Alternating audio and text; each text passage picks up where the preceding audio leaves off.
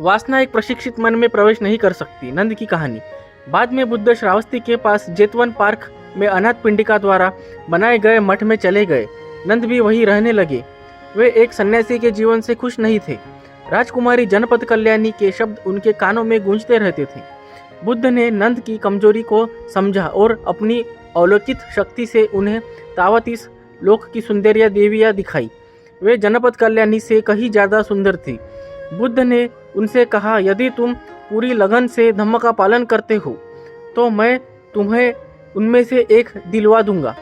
भिक्षुओं ने नंद का मजाक उड़ाना शुरू कर दिया कि वह एक स्त्री के लिए धम्म का पालन करते हैं।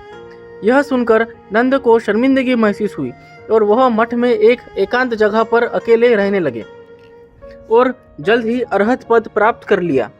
अब एक अरहत के रूप में उन्होंने किसी भी सांसारिक चीज से कोई लगाव नहीं रहा था, जिसमें से एक स्त्रियां भी शामिल थी। बुद्ध भी नंद से किए गए अपने वादे से मुक्त हो गए।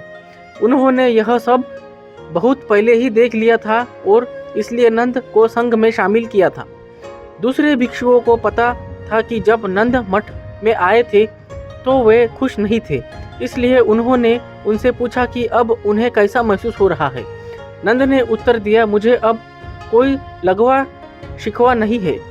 शिष्यों को उनकी बात पर संदेह हुआ। उनको लगा कि नंद हमसे मजाक कर रहे हैं और झूठ बोल रहे हैं।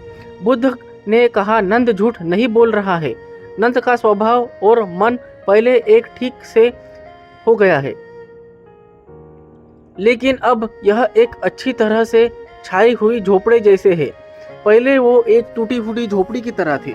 जिस दिन से उसने तावतीस लोक की सुंदरिया देविया को देखा, उसने संसार जन्म और मृत्यु के चक्र से मुक्ति पाने के लिए बहुत कठिनाइयाँ प्रयास किया। उसने वास्तव में जीवन का परम लक्ष्य प्राप्त कर लिया है। उन्होंने 4 आर्य सत्य को समझ लिया है और एक अरहत बन गए। धन्यवाद।